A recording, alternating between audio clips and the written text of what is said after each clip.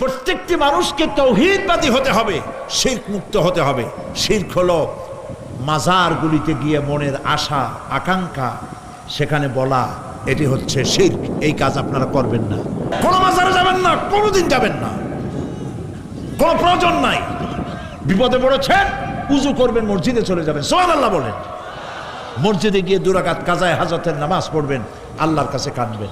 মাজারে যিনি শুয়ে আছেন বিশ্বাস করেন, কোরআন শরীফ আমার সামনে, বিশ্বাস করুন, যিনি কবরে শুয়ে আছেন আপনাকে 4 পয়সার উপকার করতে পারবে না।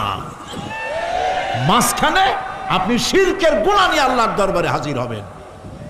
মাজারে টাকা দিবেন না, পয়সা দিবেন না, মানত করবেন না। মাজার একটা ব্যবসা। মাজার আজকাল কি, মাজার আর ওরস সব ব্যবসা। আপনারা এই সব কাজে যাবেন না। আগরবাতি, মোমবাতি